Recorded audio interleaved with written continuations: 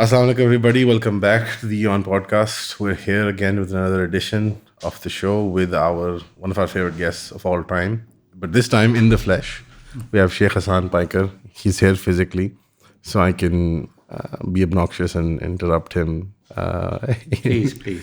In a less metaphysical and more of a corporeal sense. That's outside of my comfort zone. I'm afraid. It is outside of your comfort zone. However, we are back home as the second generation Anglo-American Muslim man. You're back home to where all it started, the subcontinent, Pakistan, and we have with us Hasnan. Hasnan's an online popular. Would you describe yourself as a student of Islam, popular on trying to be a student? Yeah, a student of Islam, very popular with young people. If you just move your mic up a bit closer to yourself, inshallah, we should be able to. Apparently, there was a complaint last time around. I wasn't serious enough when speaking with the Sheikh, but this time around, I'll be much more quiet and humble. Well, then I heard that's a complaint on every single podcast that you do. So yeah, it's inescapable. I think that's a much loved brand. So keep it up. I don't think so, but I'll try. So what are we talking about, Hasnan? You got Shayhk Hasan in the flesh in Pakistan. Yes, it's a great opportunity. I think we can begin with something more general. So, Sheikh, in your book, Unraveling of Intelligibility, you make this great point that even the Muslims, they have considered the Western ideals or definitions of success and achievements as our own, idea of measuring our success. For example, you give the example of Muslim scholars judging our success through the inclusion of women in the workforce. So now, if we cannot take the Western ideals as, our yardstick of success, what would a successful Muslim polity look like in terms of, let's say, can we really judge a successful Muslim polity through their, space programs or their political structures, or first of all, what is a successful Muslim polity and how can it be measured in terms of qualitatively, since that is the measure, we cannot measure it quantitatively. So my general idea that I want to point towards is what does a successful Muslim polity look like, and what are the ways through which we can measure it, especially, again, another caveat, in a nation-state era. Well, I think the difficulty with us is we're always putting the cart before the horse, and we're always thinking about what a successful polity looks like when the real difficulties that we're facing are much, much more fundamental difficulties. So, I think the first way to look at how to treat that is by looking exactly at those criteria for success that you were talking about, that we are simply living in someone else's metaphysics, we're living in someone else's philosophy, but completely unaware that we're doing so. Because as human beings, we have to have a metaphysical view on things. It's just the way that we look upon the world, it's the type of creature that we are. So we look at things in terms of the good, we look at things in terms of the true, and we look at things in terms of the beautiful, which are the Platonic transcendentals. What transcendental means is that they are ever present. You can't escape from them. So just as human beings, we're always making ethical evaluations, we're always making evaluations as to the truth of things, which means the essences of things. What is the essence of the world? And we're always making evaluations in terms of the beautiful as well. And so we've departed from those criteria in order to adopt criteria. And, why did we do so? I think an oft repeated, at least by me, and I think very, very apt characterization of why we left that path and ended up doing taqleed and blind following of someone else without necessarily realizing we're doing so, believing their lie that the whole thing that they're offering is neutral and universal when it's anything but, is because, as Sheikh Mustafa Sabri, who's the last real Sheikh al-Islam of the Ottoman Empire, who I have a lot of differences with, he hates Ibn Arabi, for example, but, the true things he says are true and very, I think, profound. He says that we mistook a martial victory for an intellectual victory. And of course, there's much greater complexity to it, but I think it pithily sums up what was really at the core of what happened, and it was mostly unconscious. but we saw the fruits of what scientific investigation could yield in terms of technological progress. And we felt that, oh gosh, I mean, what have we been doing all of this time? They've overwhelmed us. And it's because we weren't looking at the world in the proper way. Unbeknownst to us, modern science is anything but neutral. And it's not a way at getting at the inner core or essence of the world. It's a way of manipulating the physical world for our own material gain, adapting means to ends, and it's a purely instrumental way of looking at nature. So essentially what happened in the scientific revolution in the 17th century, which we think, oh, it's just science. What do you mean it's just science? We need science, otherwise we'll fall behind, we'll be backward. But science in the modern sense that has its inception in the scientific revolution replaced a knowledge paradigm which was essentially based on the Muslim knowledge paradigm that, at the conquest of Toledo in 1080, whatever it was discovered and then became assimilated so that it went to form the first universities in the Western world.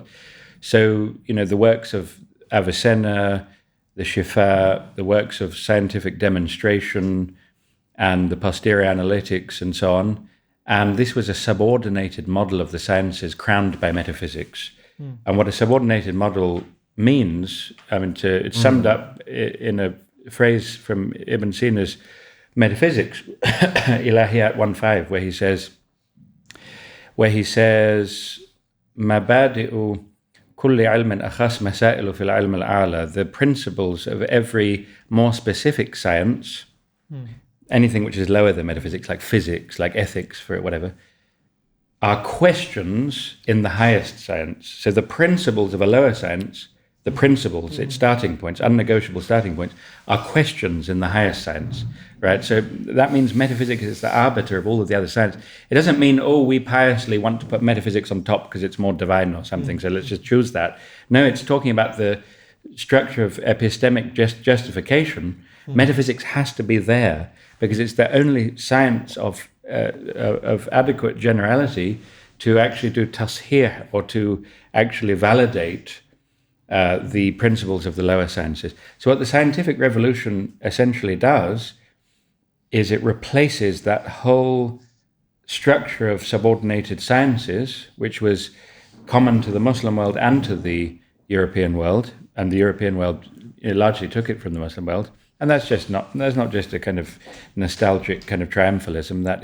That's historic fact, not really negotiable.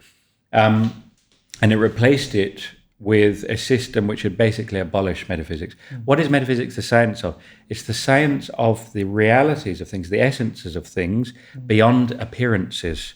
Okay, and they said we need to get this science of spiritual realities beyond appearances. It's getting us absolutely nowhere. We've been dominated by the Islamic world for 1,000 years, and we're living in squalor and poverty. And now we're being ripped apart by the Protestant Revolution. We're rent not in two, in many, many pieces, into fragments. And we need a new knowledge standard which actually avoids any appeal to the metaphysical or the theological, is a neutral universal knowledge standard. So what they did, and it sounds conspiratorial, but the thing is, this is backed up by the basic historical fundaments. Is that in the scientific revolution of the 17th and 18th century, there was a deliberate move to redefine our understanding of the natural world so that our interest was no longer anything to do with the essence of things. What is nature? And what is the typical theological view of nature? Nature is a theophany. It's an appearance of God. It's a manifestation of God. You see the signs of God in nature, and it's a way to celebrate the theological virtues by finding them writ large on the horizons in nature, and that is and so. In more technical terms, they abolished final causes and formal causes from nature. Final causes being purposes and formal causes being essences. So there are no purposes in nature and there are no essences in nature. And, the Baconian knowledge is power. We've been fiddling around all of this time, wasting our time with metaphysical speculation, which has nothing to do with actual experimentation, actually benefiting from our intellectual activity, of course, in the only terms that he can envisage benefiting, which is material terms. And so all that's left in the four Aristotelian causes are efficient causes and material causes, right? So what directly causes an event? What's the proximate cause that brings about an event? We need to study that in order to be able to replicate it, experimentally. And material causes, what is something made of? That's all that we're interested in. And so why? Because that makes nature susceptible to a mechanistic treatment, right? And that's why mathematics becomes all important, right? Because of its predictive power, right? 53% university जाने वाले बच्चे जो हैं वो मनशियात एक या एक से ज़्यादा दफ़ा चख चुके हैं या उसका इस्तेमाल कर चुके हैं। आज जिस मौजू पे हम बात करेंगे वो है मनशियात का इस्तेमाल। ड्रग्स का जो इस्तेमाल है हमारे मुल्क के अंदर बहुत आम हो चुका है। 2013-14 की यूएन की रिपोर्ट ही है कि पाकिस्तान में 80 लाख लोग मनशियात के शौकीन और रसिया हो चुके हैं और सालाना ये एक बहुत बड़ा फिगर है। अगर एक फर्द भी मनशियात का शिकार हो जाता है, चाहे वो शराब पीता है, चरस पीता है, हेरोइन का इस्तेमाल करता है, आइस, क्रिस्टल मेथ, कोई भी चीज़ करता है, वो पूरे ख़ानदान की तबाही का बायस बनता है। पूरी वीडियो देखने के लिए हमारी वेबसाइट पे जाएं eonpodcast.com पे और मैट्रिक्स की सब्सक्रिप्शन ले लें। सिर्फ 3,000 रुपये की बात है। See you there, inshallah. And at the same time, there's this abolishment of what are called secondary qualities, which are really just anything qualitative from nature, and a claim that all that should be legitimately studied in natural science are primary qualities, which are basically types of quantity. So that's all that's there. So you see, this is not a claim about the nature of physicality. No. It's a methodological choice because this is the direction we want to go in now.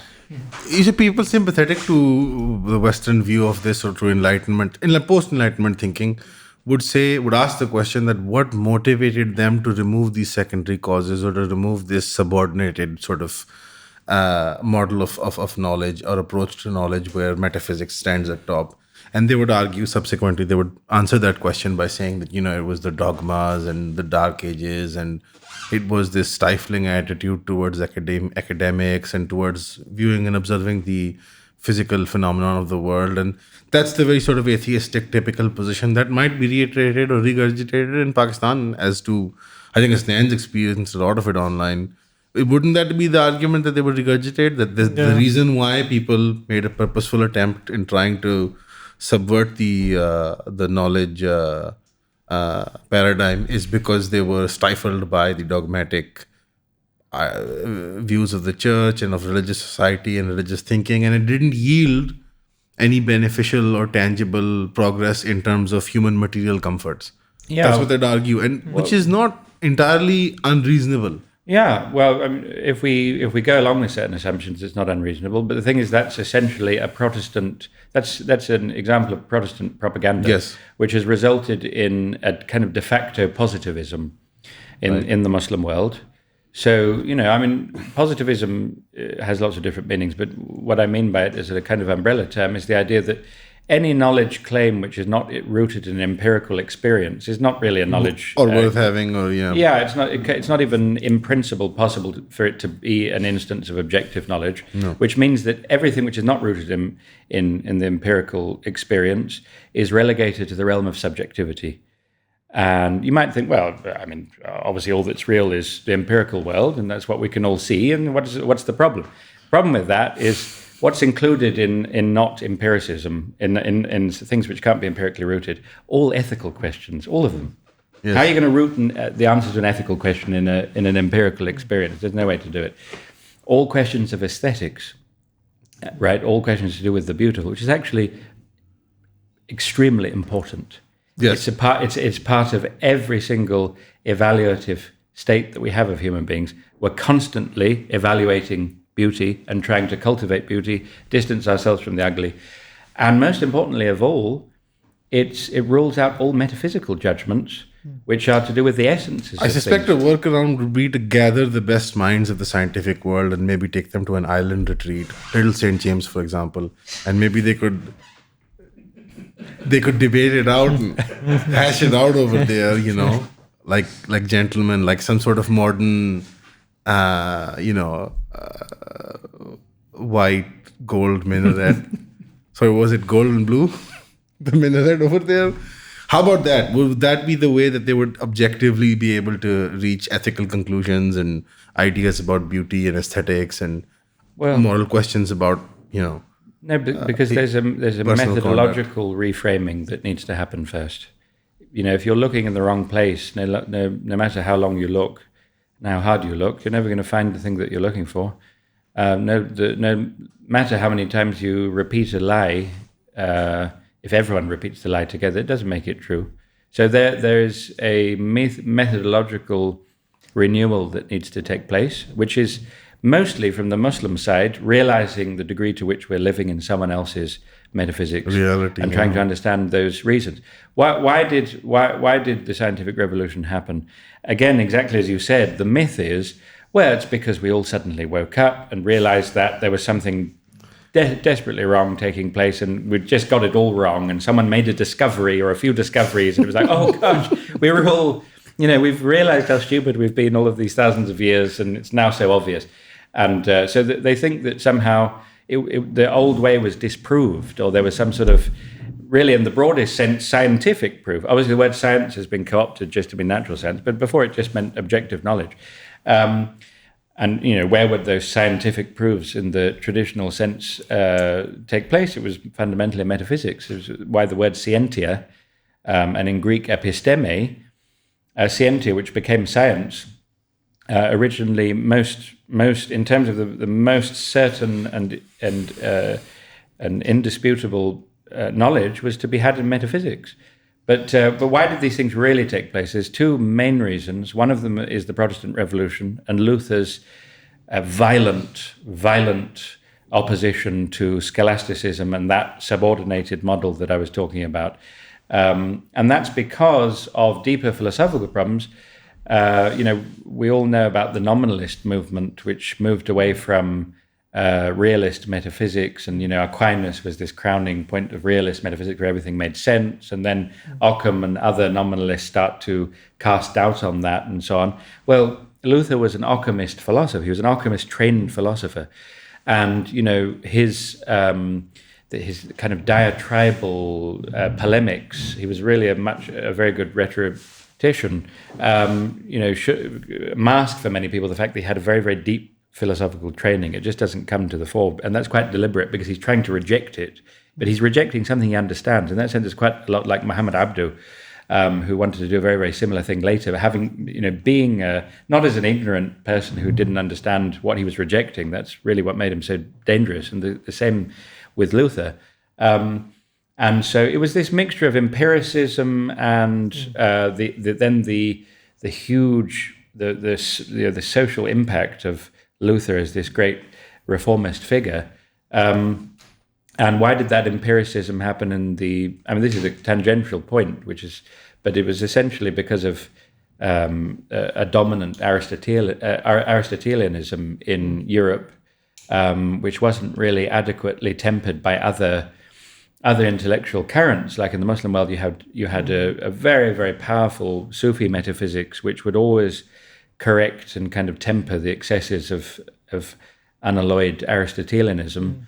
But Aristotelianism, as opposed to Platonism, kind of inexorably leads to being stuck in the empirical. And it was just really waiting to happen. And that's really why this took place and at the same time, yes, you had the arbitrary power of the Catholic Church, not rooted. You see, in the Islamic world, both ruler and alim are both governed by the Sharia, right? Yeah, the same umbrella. Yeah, there's no arbitrary fiat of the Pope where's he taking it from? It's literally arbitrary. There's no criteria. It's his person. So there were many abuses, absolutely no doubt.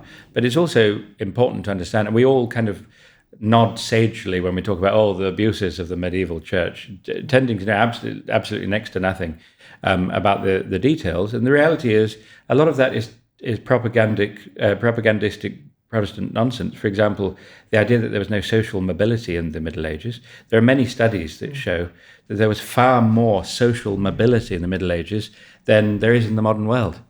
in the modern Western world. I wouldn't doubt it. Now. America. A couple of years ago, maybe, but now I wouldn't doubt it. I completely agree. But to that, they would raise another issue: is that the wonders that have been produced from this sort of unbridled, non-subordinated sort of thinking and approach to the sciences, to the natural sciences, to the material world, to, for example, the scientific method itself, the wonders and the terrors. Wonders and terrors, and they would tout both of them at the same time.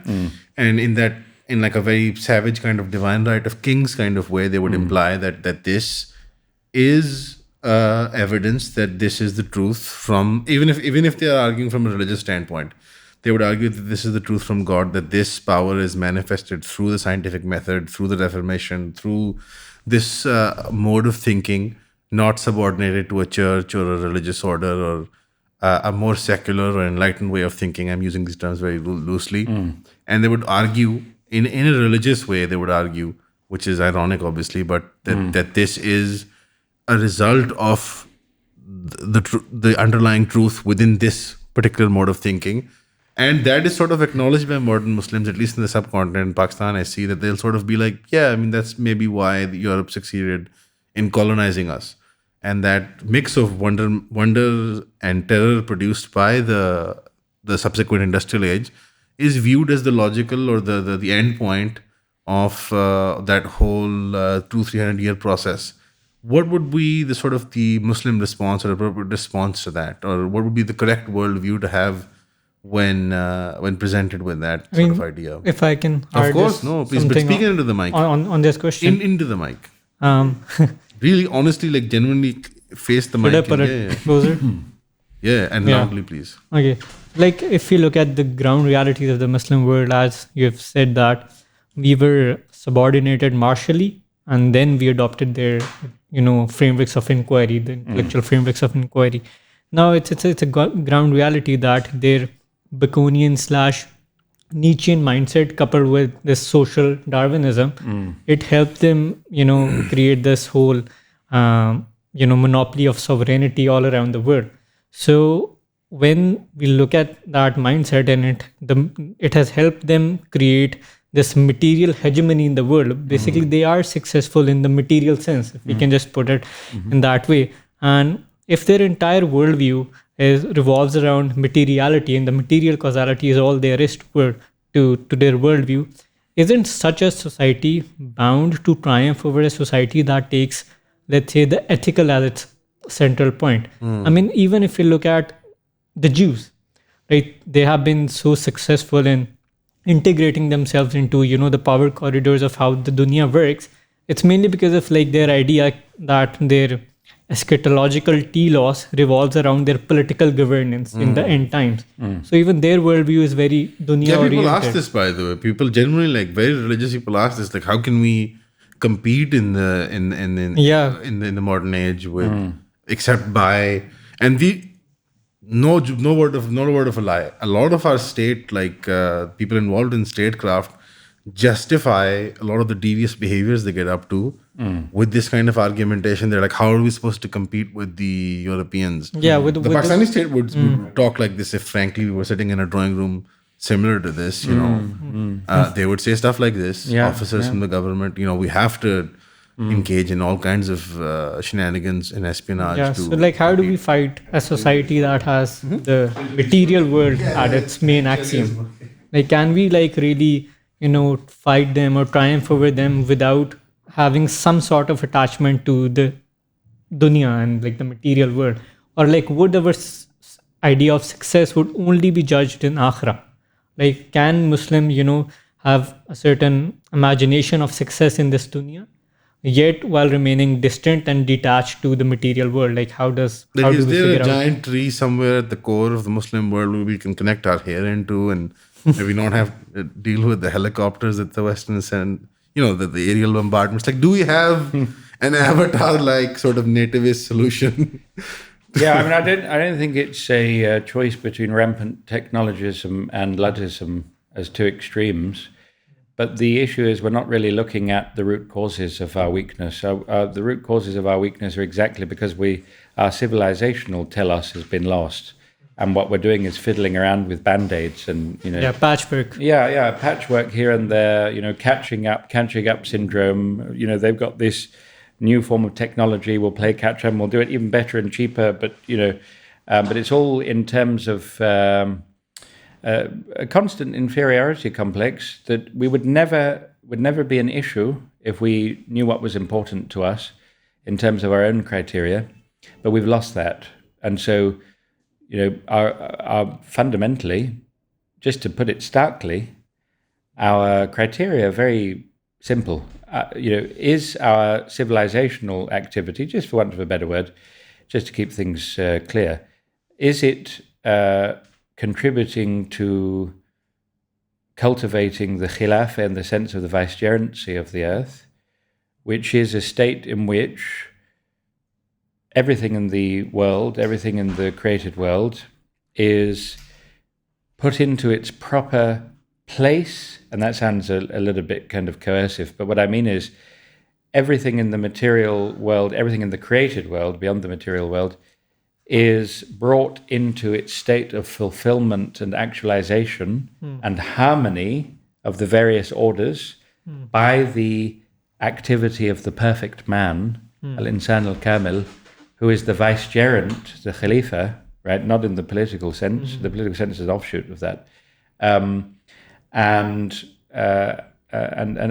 that most fundamentally amounts to manifesting the inward and the outward reality of the Prophet ﷺ and of prophethood, which is our direct connection as human beings with Allah Ta'ala. If this had been that had become manifest as widely as it should have been, and when I say should, there are eschatological realities. We are where we are, and that was intended by Allah Ta'ala. And a lot of people are throwing rotten fruit at the screen right now, saying, "Oh, you're mutakhallif, you're backward, and you just want us to be defeatist and accept." Yeah, there's such a thing as qada and qadar. If you're a Muslim, you believe in it. If you're not a Muslim, then you don't believe in it. But certain things needed to happen in order for us to enter the times that we're in now.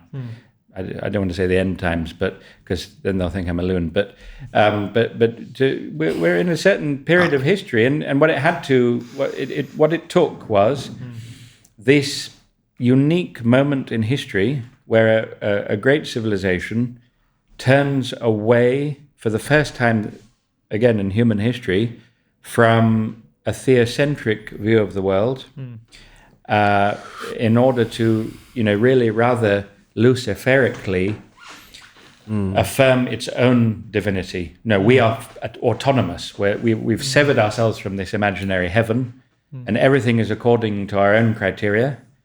And, based on that vision of a radical autonomy, everything else follows. And it's all the invention of our minds. It's all convention.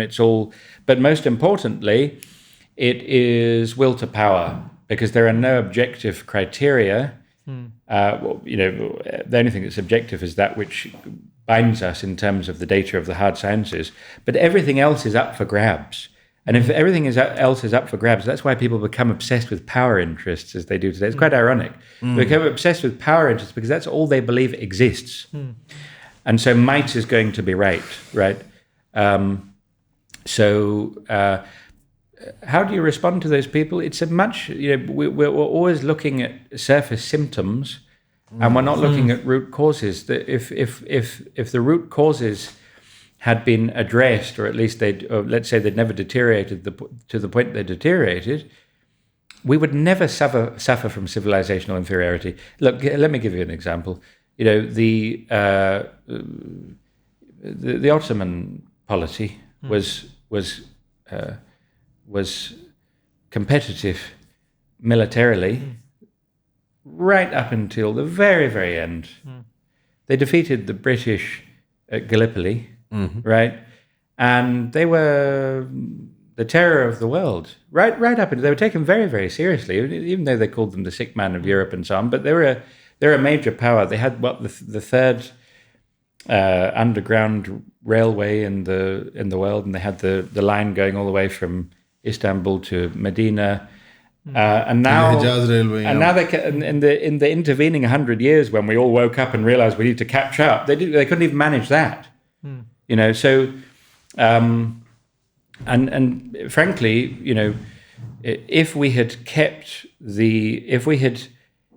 managed to perpetuate, we hadn't dismantled all of our traditional knowledge structures, we would be doing far, far better technologically now than we in fact are. The reason we're such a mess and it's so embarrassing is because the framework that would have given coherence to our activity in that realm was lost, right? But if the Ottoman polity had persisted up until the present day, it would be very much competitive with the rest of the world in terms of technological progress. And of course, people might say, well, you know, surely what you're saying is that wouldn't be consistent with our values. No, there's a degree of accommodation that has to take place with the, you know, there is a degree to which it's necessary for Muslims to be competitive. They have to be able to protect themselves.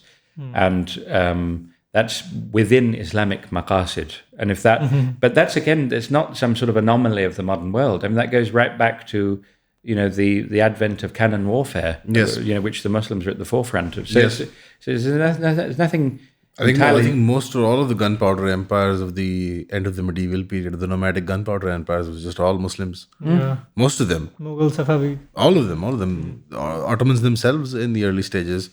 No, but here there would also be a complaint here about sort of like trying to have your cake and eat it as well situation, where Muslims will lay out this whole framework about how metaphysically this whole project has gone wrong. Europe is a godless, rootless, Luciferian society, and this is the apex of. And then the eschatological angle will also come in. And at the end of that analysis, there'll be a subtle sort of caveat, but, you know, we would have to compete. The Ottomans would have done it, and the Mughals would have done it, and developing these technologies in self-defense and the like. It would have been within the realm of reasonability, and we would have reached the same conclusions as well. Then where is the subtle, if any, the difference that we claim?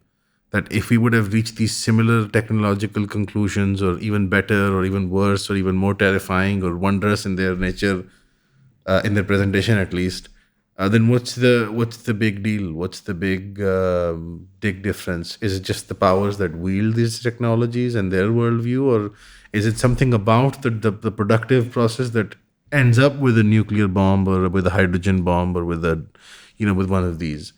Where does the problem lie? Well, the problem lies in really most fundamentally in our state as individuals. In virtue of the type of education that we receive, in virtue of, I'd say, very, very rampant problem across the Muslim world, in the mistaking of culture for religion, and sometimes very, very, very, very, on a human level, destructive practices, dehumanizing practices, which become customary, are then mistaken for religion. And I think it's summed up in the hadith of the Prophet ﷺ, which is that, أو كما قال, he was speaking to the Sahaba. I'm probably not recounting this very well, so I say أو كما قال, the exact wording I'd like to have in front of me. But he was speaking to the Sahaba, and he said, at the end of time, the Muslims will be overwhelmed by their enemies. And the Sahaba, it's hard to imagine for them, because of each of them was a kind of ummah. I mean, these were people who were in direct witnessing of the revelation. And they said, is it because of our small numbers at the time? And he said, no, you'll be in huge numbers, but you'll be غثاء كغثاء السيل. You will be the scum of the waters. Exactly. I got in a lot of trouble for translating it as scum, but that's the exact word. It's the exact word. But it's because it has another meaning, yes, which is related. But you could say the foeman detritus on the torrent, right? They will be the foeman detritus on the in torrent. And around the Arabian Sea. Right. So this is there can't really be much of a better diagnosis of our state. Because what does it mean? We've totally lost substantiality, right? We're just this rubbish on far be it from all of you, on someone else's torrent, right? someone else's wave. That's a fascinating reading into it, by the way. The torrent, because the torrent is something that is totally out of the control of the pond scum or the sea foam. Precisely. And so we totally lack our own substantiality. And I think that basically sums up our state. What are we constantly doing? We're trying to position ourselves in terms of the latest mode, the latest fashion coming from the West, whether it's a political fashion or an intellectual fashion or a social fashion. It's, now we're going to do that too, badly. And, but it's going to be our own, and, we're caught up. Yes. So I think that's just it's very, very difficult for us to break out of it. On the other hand, when non-Muslims encounter something really pristine from our tradition, which is not trying to play catch-up, which doesn't suffer from an inferiority complex, is doing what it should do, which is, us being ummatan wasata li takunu shuhada ala nas, that we are, because of our unique status as the last nation following the perfect man, the Prophet ﷺ, who is the perfect balance between Jamal and Jalal, and the perfect balance of attributes. We have the ability to see things. We have a vantage point, if we're true to that, where we can see what's really going on in the world from a much higher vantage point than any other people, if we're true to ourselves, right? So when non-Muslims encounter that pristine reality, as my parents did when they went to Morocco and met Sheikh Mohammed ibn Habib, who's one of the last of these really titanic spiritual figures, totally untainted by modernity, but not in a kind of reactive way, just in terms of pure inheritance of, and that's so rare now, but that can have an extraordinary impact on the West. We start having the mentality that we can heal and give and provide the answers to the terrible impasse that the West has now arrived at. The internet's been a really fascinating experience in that sense that, for example, the live, and this is a very cynical sort of analysis, but it's the live and constant exposure that the European and Western world have had to the Palestinians has been quite a shock for them, and has led a lot of them to be humbled and awed by the humility, the shukr, the sort of patience that the Palestinian people have, and they obviously inevitably attribute it to their Islamic values and the like. Obviously, that's not the lesson from the Palestinian plight.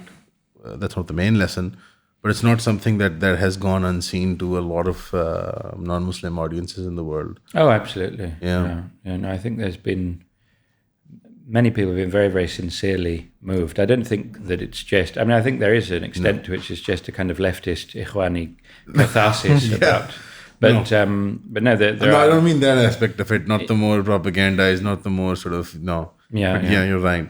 Obviously, we become so cynical that, So Sheikh, you mentioned that this element of qadr, right, that we are where we are supposed to be, in a sense, and then we have got some prophetic traditions which give us this overall idea of what the Muslim trajectory in this world would be like.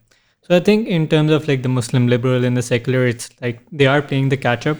But the other side, the ulama class or the people with a certain religious orientation towards the world, they have this passivity that they believe that because this overall, let's say, Islamic march of history, if we can call it that or whatever, it has already been decided. There's like this telos, this spirit running through it of our like fluctuations in history as they look into, the hadiths about the end of times and, like just like the hadiths that you have mentioned. So how do even the people with religious orientation who have this passivity, like who are waiting for Imam Mahdi or Hazrat Isa alayhi salam to come back, so how do they break out of this, let's say, passivity where study engineering or medicine, join the Ikhwan or Jamaat Islami, participate in the democratic Republican process, make an Islamic society, step 2, something, step 3, profit. I don't know. Hukumat Ilahiyya ka qiyam. Yeah. What's the way out, man? Like, he's right. There's a fatalism in, like a fatalistic sort of attitude with the religious community, especially the elder community that would not, especially the ones that were more attached to the tradition. and not attached to these modernist movements. The modernist types, they had their own. They had a century, I would say, which is clearly at an It's end. over, yeah. It's at an end, and the traditionalist types, they stuck to their own guns. Maybe they had sporadic outbreaks of political violence or the like, but they mostly stuck to their guns with, it's a fallen world, and we have to maintain our own in our own, in our own hisars, in our own circles. What's the way, especially for the layperson who's religiously oriented, and then also for the scholarly class? Well, I don't think there's been a ulama class for 100 years. I think that's a myth, the myth of the existing ulama, because this is one of the privileges of having spent time with a lot of time for many, many years with someone who was one of the few existing ulama who, if we sent him back 150 years in a time machine, he would be accepted as one of the ulama. The vast majority of people who go by that name now, vast majority, 99.9%, would not have been considered beginning tulab al-ilm if you sent them back to the 1800s in Farangi Mahal or in the Ottoman world. But how many YouTube subscribers did those guys have back in the day? How many do they have? Almost none, which entails that they're worthless. Clearly. But no. Did they have a Twitter beef with Piers Morgan? Any of them? Had they bravely stood up to his gotcha questions? Because that's the litmus test of everything. Oh, you're a traitor! And where do they stand on Palestine? Sorry? Where do they stand on the Palestine issue? Well, there you go. That's the only question worth asking. There's something that you said, by the way, is very offensive in the subcontinent culture, by the way. Nobody says that here. There is still, I think the original steam is still there. The engine is running on fumes, but we still sort of just parrot that sort of statement that the ulama class, No ulama. but that, we all kind of think it. We all kind of think it deep down. There's no ulama. They're all positivists. They don't have an Islamic worldview. They've got a little bit of fiqh and they've got a little bit of Arabic language sciences. That's all they have. The presently existing ulama. They don't have an Islamic worldview, a metaphysical outlook, which is, again, that subordinated model of the sciences, that it's been lost. And that's partly because the aqliyat, which are the intellectual sciences, were lost.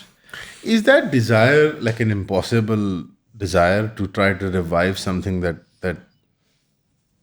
in its essence, it wasn't tangible even then, but when it's gone, it's gone?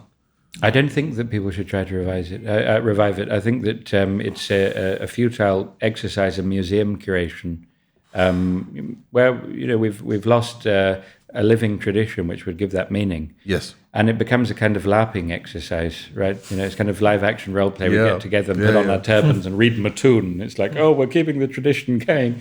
And it's, I'm not saying that it's devoid of any value. I don't mean to pour scorn on it. I do think that if you want to be engaged in the kind of activity that we really need to be doing, then you need to master our tradition as best as, one needs to become acquainted with the tradition in as much depth as possible. And not to at all belittle any aspect of tradition. We should know kalam, we should know all of the traditional Islamic sciences, while being cognizant of the fact that it's far beyond this idea that some people have that, it's basically just you need to revive the tradition and you're going to read a 600-year-old Kalam book, but you're just going to add a new chapter on like evolution and a new chapter on like bioethics and new chapter on nanotechnology and new chapter on that kind of mentality.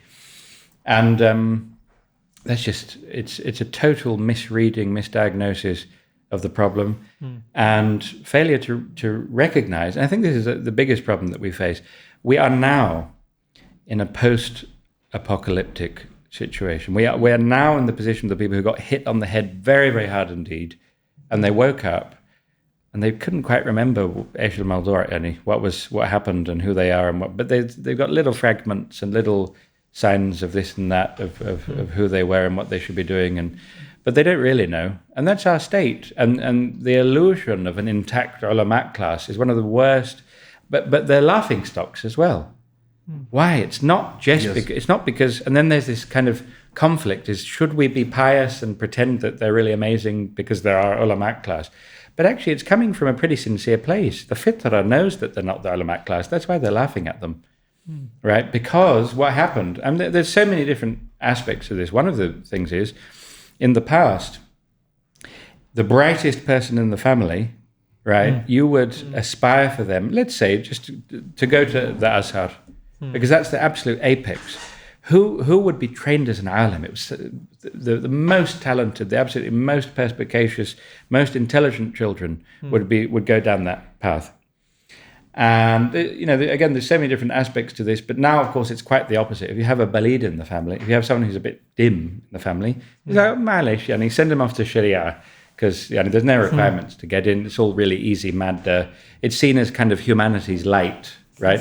Again, because it's got nothing to do with traditional ulum, the traditional subordinated model of the sciences, which is as technical as it is possible for the human brain to as a framework as it is possible for the human intellect to envisage. So, and then there were certain measures that took place. Again, what Mustafa Sabri says about mistaking a martial victory for an intellectual victory, he says also the reason that the traditional ulum fell out of favor was not because there was in any sense had been shown up to be deficient. It's quite the contrary. It's because those who were collaborating with the colonial powers in order to gain whatever petty positions of power they wanted to be able to gain, fawned on these new positivistic knowledge systems in order to curry favor with those from whom they sought various favors and benefits.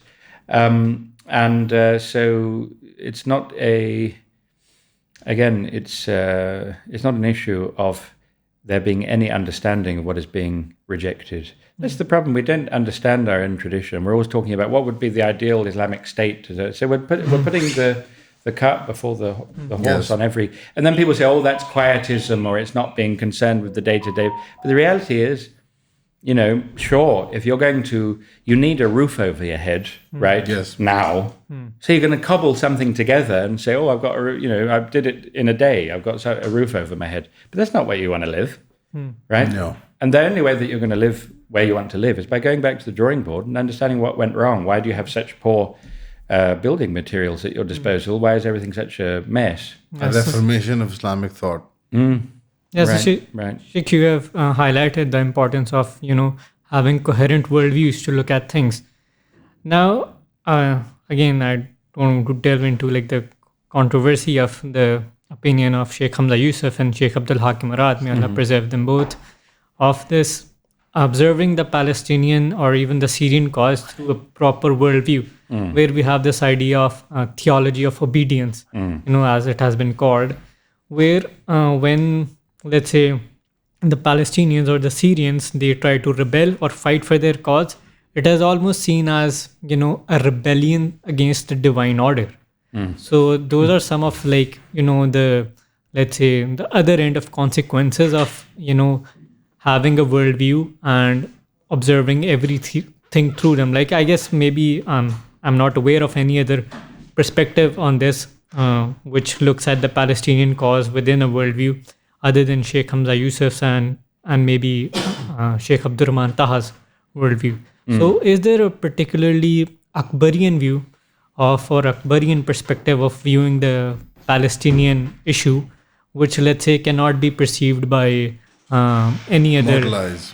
Yeah, any other way of looking at it? Mortalize. Yeah, so is there a particularly Akbarian way of looking at the Palestinian issue where it's not just reduced to, quietism or a pacifism? Even sometimes humiliation, like Hamza Yusuf and the like, they often, even in private gatherings, people like that, who think like that, they often poke fun at the... there are... Or ridicule even in public the idea of the Syrian people or the Palestinian people attempting these sorts of power grabs, let's say. as opposed to capitulating to a power center in the UAE or a Saudi or a Turkey or a Pakistan or wherever in the Muslim world you are, and wherever you can find the closest Western axis to latch on to, or Eastern axis in the case of Iran. I think if anyone is ever unable to speak because of standing in danger of losing something, and they have at least the expectation that they are supposed to be in an ulama class, then they need to get out of there as soon as possible. And it's an absolute necessity to speak the truth, regardless of the consequences, because otherwise the Muslims simply lack guidance and leadership. Where else are they going to find it? However, I think there's also a danger of very, very simplistic, as we were discussing earlier, kind of leftist / Ikhwani catharsis, that you condemn the right thing in a podcast, and like you cry and stuff, and then it's like, wow, he's so amazing, he's a hero, and it's like, what was achieved, guys? Yanni, what was achieved? So there's a balance. I agree that it's absolutely outrageous that certain individuals were quiet at a time when they should have spoken up. There's no justification for it. And but with that condemnation should also come a confession that the reason that we're in this state, the reason that we're powerless, the reason that we're begging at the table of international justice from Machiavellians, we're begging them for fair treatment and for them to apply international law, which we don't realize is structurally impossible. There's no possibility of the application of international law. They're all Machiavellians. They're might is rightists. They're laughing at us, right? And the fact that we have to be in a begging position, I think is, that condemnation needs to come with a confession that, we're in a pitiable state because of our imaginary ulama class, which went extinct 150 years ago, failed. Yeah, an extreme form of that, like there's a really funny thing that I was shared on one of the groups I'm on, is it was the politics and poetics on the ruins of Gaza. It was a symposium that was conducted on the 16th of December 2025 in the University of Chicago. Like they haven't even waited for the actual destruction to happen, and the politics and poetics of the ruins of Gaza has already, the art and the left politics is already coming out of it. Yeah, the performative sort of very like low life scum sort of. What's the appeal here? I mean, in Pakistan, so Pakistan, when it has to, for example, justify its positions on Palestine, it'll say that, we appealed to the UN and we submitted the right document or whatever. And even in many of those cases, by the way, Muslim states do not perform. But this appeal to international authority, it's not just the impotence of the lack of our material capabilities. It's also, I suspect, that primarily this we're running around like headless chickens, not knowing what we're civilizationally supposed to be. I think we're exactly as you say. Simply, we're very naive. We never look into what international law purports to be. The fact that it's rooted in natural law. What is natural law? What are the alternatives? Why is natural law constantly in a losing battle with its main rival, Machiavellianism? Yes. It's because of the structural metaphysical problems and deficiencies, which, from our perspective, which for the West constitute the height of progress in human sophistication, which is basically, again, unavoidably, the extent to which, what is ethics? How are we supposed to behave, and how does that then translate into a framework of international law? Is politics rooted, as it is in the subordinated model of the sciences, which again dominated both the West and the Islamic world, in ethics? And then what determines ethics? What determines the good? How do you define the good? How do we as Muslims define the good? Right? That's the fundamental question of ethics. Ethics must be rooted in metaphysics, right? In a traditional Islamic worldview. But the good in the secular world is defined in all sorts of different ways. So, by Epicureans originally, and then it translated into the empiricists like Locke and so on. The good is pleasure. Yes. The good is the pleasurable. Maximization of utility. And then the utilitarians, it becomes the maximalization, in society writ large. So, but it's still fundamentally that hedonistic, what's called a hedonistic understanding of the good. And so, what is that rooted in metaphysically? Hedonism. Always, it's rooted in empiricism. Why? Because if you're an empiricist and you believe that all your true knowledge claims, your objective knowledge claims, not merely subjective, have to be rooted in empirical reality, well, it's impossible to root anything but a hedonistic ethics in empirical reality, because pleasure is at least quantifiable. And so that becomes your only candidate. Yes. And if pleasure is your only candidate for a hedonistic ethics, can you see how Machiavellianism is going to very soon take over? There are a lot of Muslim liberal thinking, public figures, thinkers, they argue that, what's really all that bad about that? They do argue that now. I hear that sometimes. Am I crazy? But they say that what's all that to, minimizing pain, maximizing pleasure, the two gods of hedonism and, worldview like that where we could maximize, and then they'll add like a little utilitarian sort of spice to it. Like we can maximize it for the largest number of people in the best outcome possible. There's nothing wrong with that. Just go along to get along type thing. This is what they'll say basically. There's nothing wrong with it, but it's just the most superficial surface level of human flourishing, and it totally ignores everything that really matters to human beings. And what they don't realize is that it comes from a million. And Benthamite, Mill and Bentham, they're obviously very close because of John Stuart Mill's father was a close associate of Bentham. Again, as I endlessly repeat, I'm sure it becomes very boring. It seems like a you problem where like you are unable to appreciate that this steak is a steak and instead it is a line of zeros and ones, and you know what I mean? It's a me problem. This is a you. Like if one sort of, removes themselves from this sort of thinking and allows themselves to enjoy the processes and the excitements of AI and whatever, I love it. Whatever slop that they're serving up now, and it's not that bad, Absolutely, I agree. It's extremely enjoyable to rot in one's pod in the modern world. Absolutely, it's fantastic. Order the food and just sit there watching movies and playing video games. It's fantastic. But rotting on fried chicken and so on. Yes. But it's precisely. It's about looking at the metaphysical assumptions which underlie. Let's say those surface level truths. So we all want to maximize happiness for as many people as possible, of course. But what are the evaluative criteria which determine our notion of human flourishing? Yes. And that's why it goes back to Mill, and who's obviously the most important architect of utilitarianism, and also he's the most important theorist of liberalism, and he is the most important architect of modern feminism as well. And these all really go together very nicely, again because of the metaphysical assumptions underlying them.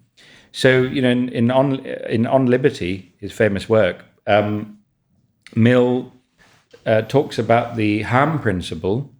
Now the harm principle is very important for us as modern Muslims because it's basically the only thing we really believe in as an objective ethical principle, because we have no idea what our own traditional ethical framework would say about anything.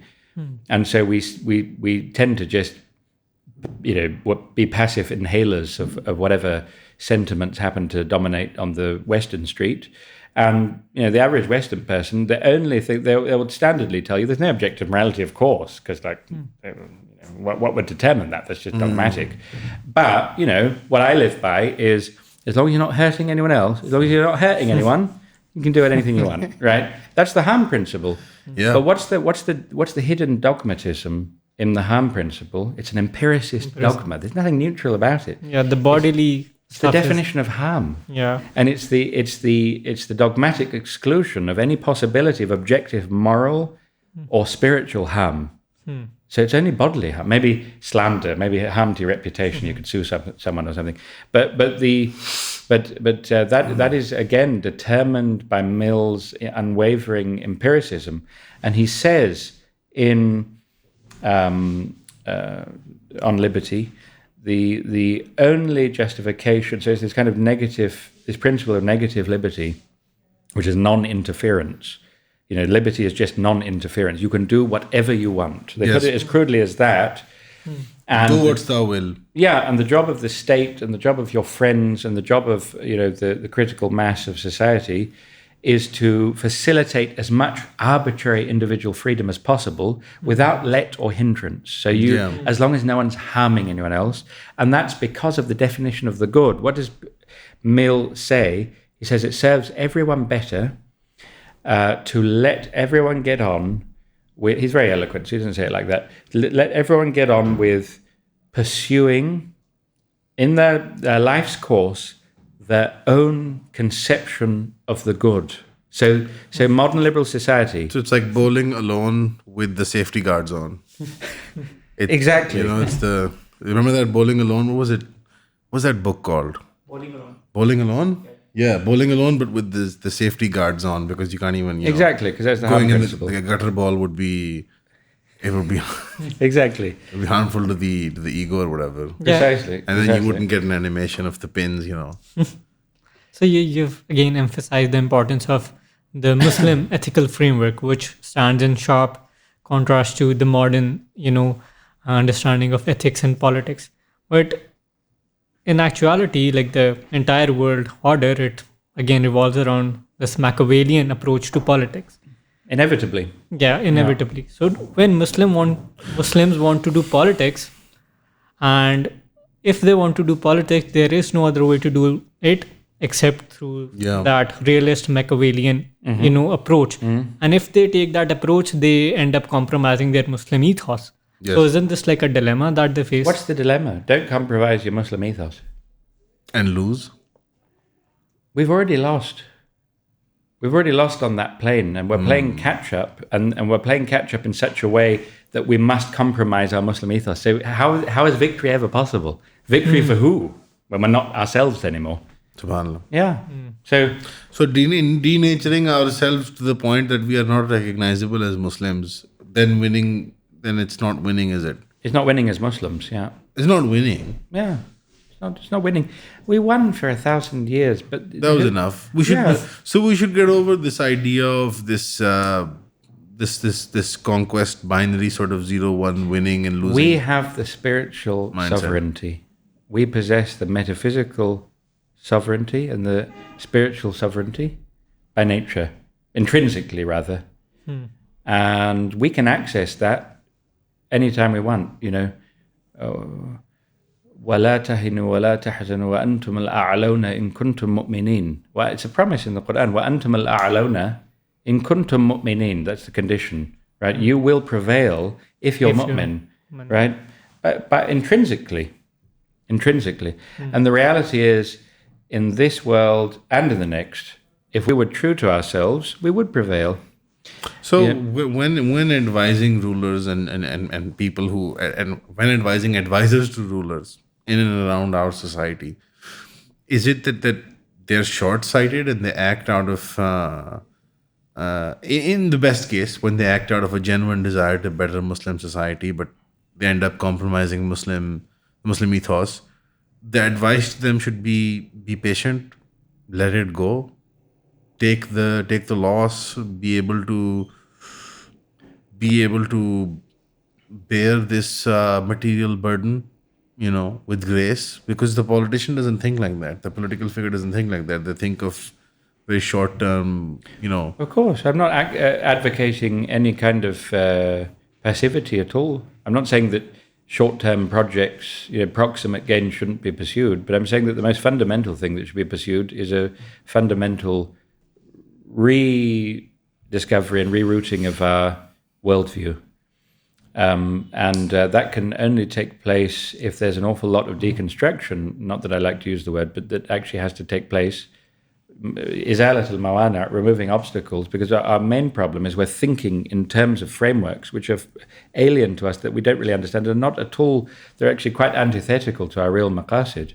And so those need to be dismantled, not wholesale. There are things that, absolutely many things that can be kept, but it's the governing spirit that needs to be rediscovered.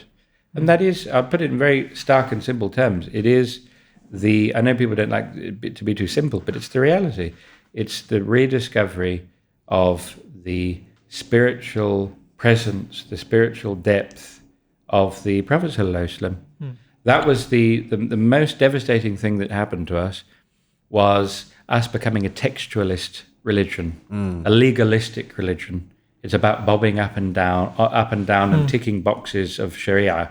And then there are these whole domains, the Islamic secular, which you just got on with it, and whatever works, whatever is the zeitgeist, whatever prevails, because it's again the secular assumption that somehow this is all just up for grabs. You choose how you want to proceed, because the deen has nothing to say about it. So there's this loss of holism, and so instead of becoming a religion based on embodying, mirroring, imaging the perfect man spiritually in terms of that spiritual effulgence, that's why you had people like Allama Iqbal, and you had people like Shah Wali Allah, and you had people, these were luminous individuals who transformed people around them, and that's what's been lost. Yeah, and if we had those individuals as we used to on every street corner, we'd be a very, very different people. And the non-Muslims who encountered us would be like, as they were, would be totally munbahir.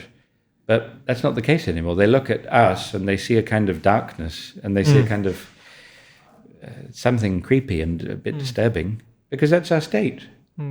We've turned away from everything that makes us who we purport to be.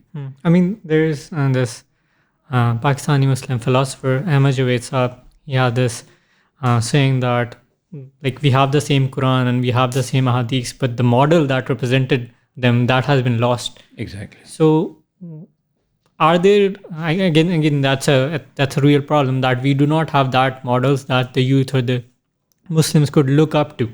So in terms of like the political sphere all around the globe, do you feel that there might be any individual or any group that has at least tried to embody that, and why is it the Taliban?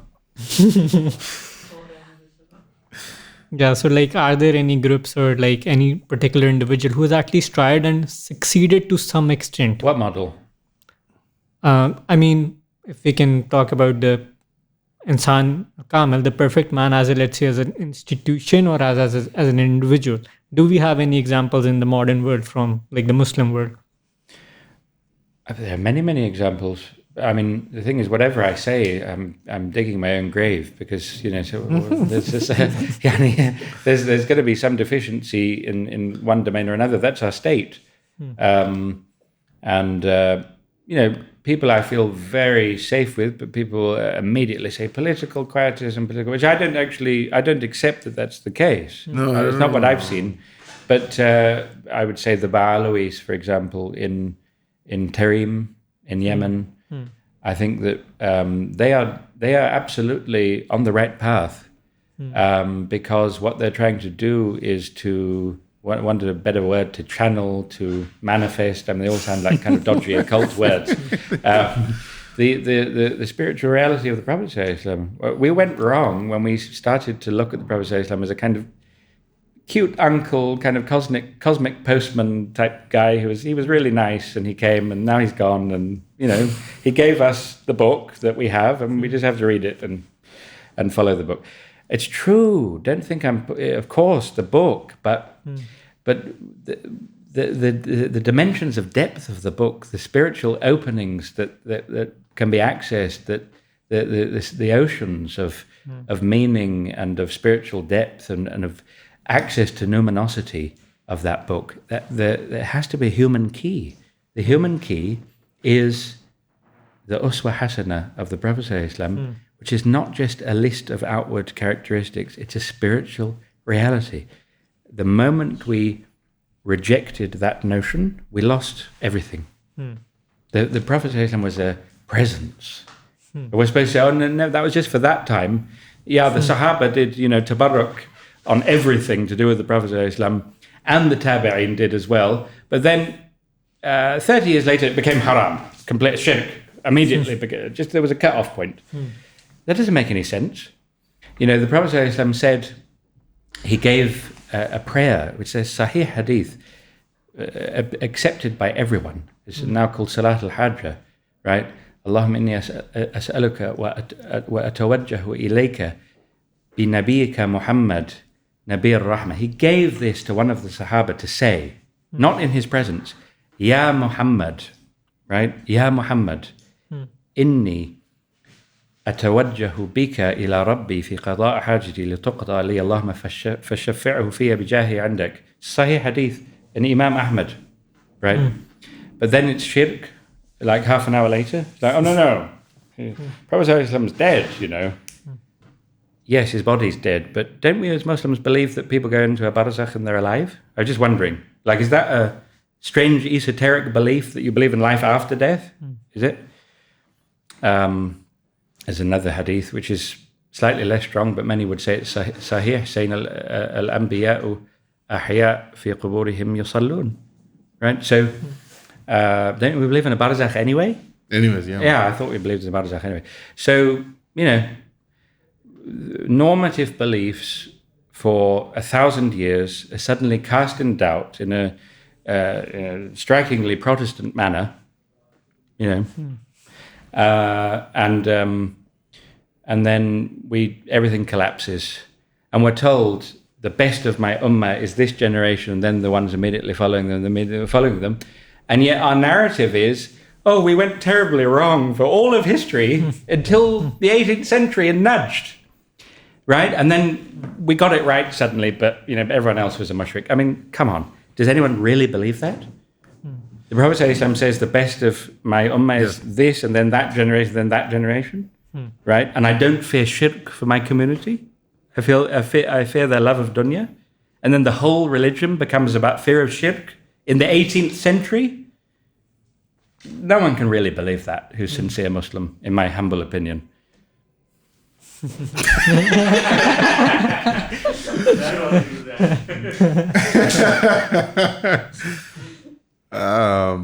Yeah, that was offensive to multiple communities in Pakistan.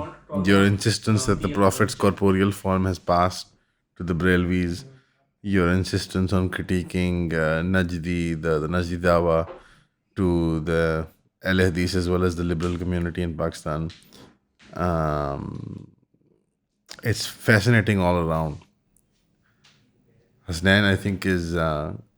I'm thinking about what else. I didn't mean his corporeal form has passed in that sense. No, of course not. Yeah. No, of course not. Like the shuhada, of course. Yes. Anbiya, Shuhada, Siddiqeen, Salihin, yeah. Yeah, I never understood why that became such a big deal, by the way. Never understood as a layperson. Because we believe in the barzakh and nobody's actually really, gone. Yeah, of course. No, I mean, I'm not advocating Braillevism or Deobandism or this or that. I think these are all reactionary post-colonial movements. I'm a Ferengi Mahallist, really. Yeah. That's where the buck stops. Khalas. Anything after the Indian Mutiny, it's not really. Anything after the Indian Mutiny is not your jam? No, I mean, it's all over, khalas. It's a basket case after that. No, but Sir Syed is seen as one of the founding fathers of Pakistan. Yeah, sorry about that. I just insulted a few hundred million more people. Are you not able to sympathize with Sir Syed Ahmad Khan and that kind of thinking? Not at all.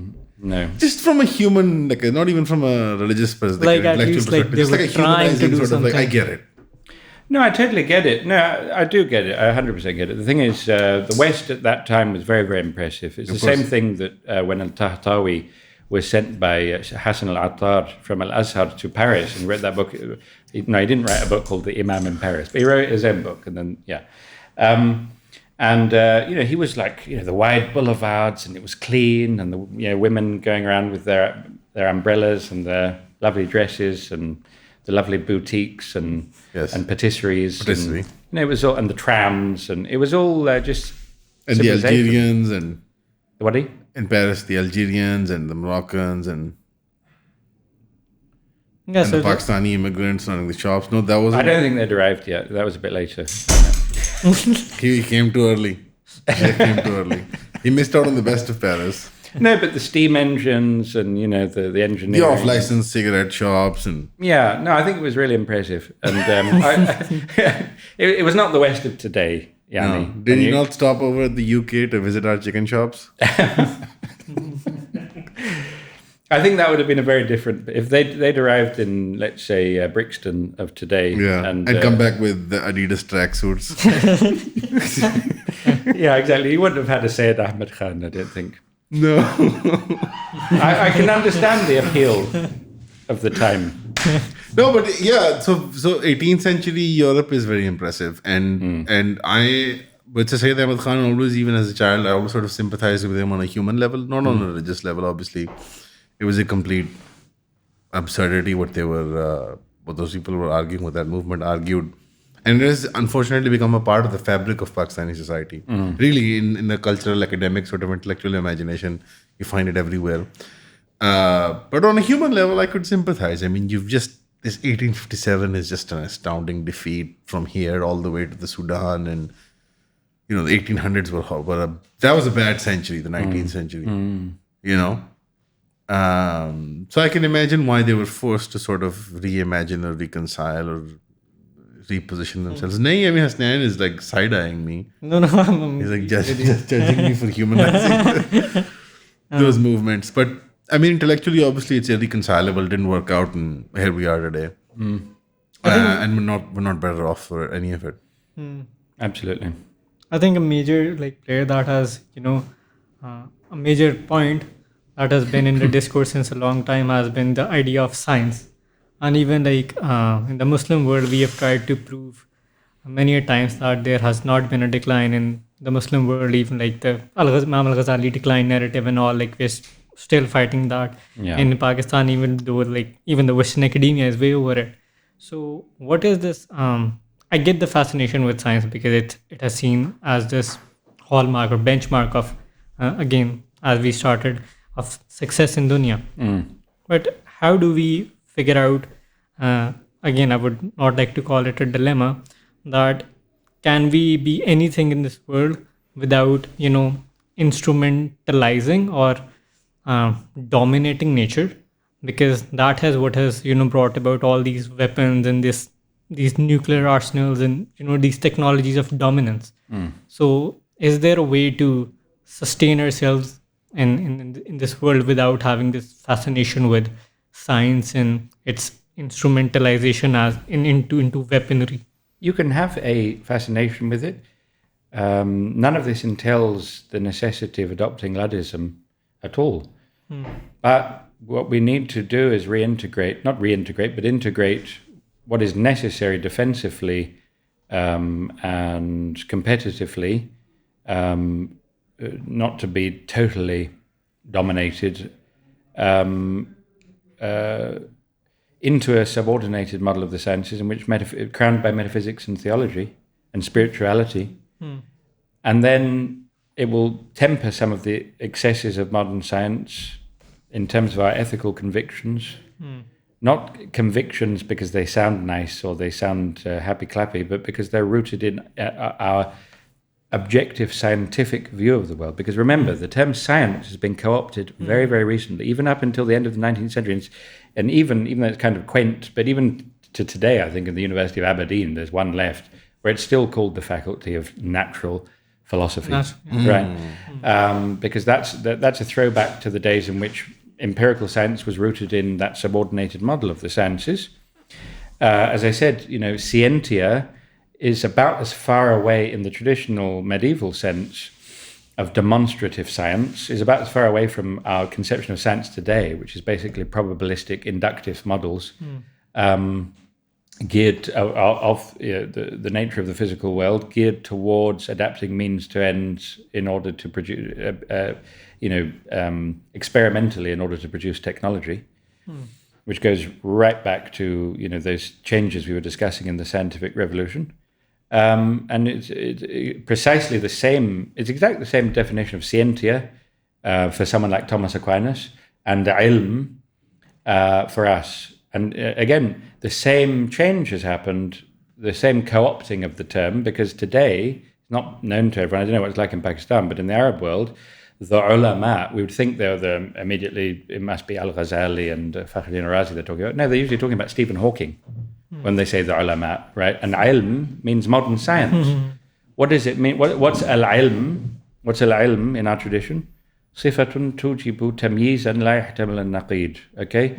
It's an attribute which, taken on by the knowing subject, the human intellect, that entails, that necessitates in that knowing act an instance of discrimination.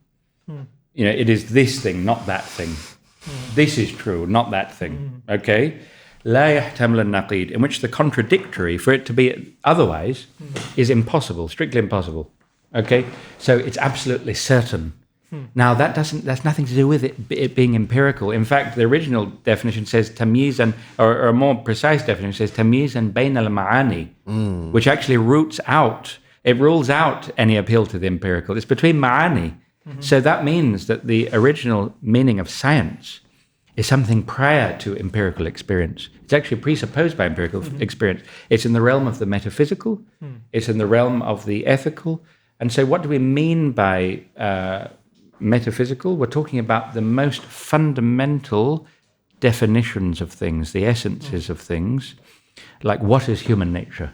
Don't you think it would be useful, just to give one example of metaphysical question, to know what human nature is, since we're human beings carrying out all of this kind of inquiry? That would be a good starting point. For example, so it's metaphysics which looks at that very, very foundational level. And that's exactly what the modern world dismisses as merely subjective. I think the Shaykh's quite comprehensively explained all the subjects and the points of discussion. I think any further questioning would be unfair at this point. Yeah, because they've just come off an airplane, so we'll let the Shaykh be. Alhamdulillah. Thank you so much for your time, Shaykh. Thank you so much, Hasnan. And whenever you guys are in town and you want to be rudely interrupted, or you want any obnoxious references thrown at you, Star Wars, anything, film, TV, whatever. Look forward to it. I'm here, inshallah. Beautiful. You guys know the place now, so feel free to drop by. Inshallah. Lovely. Thank you. Assalamu alaikum. Wa alaikum assalam.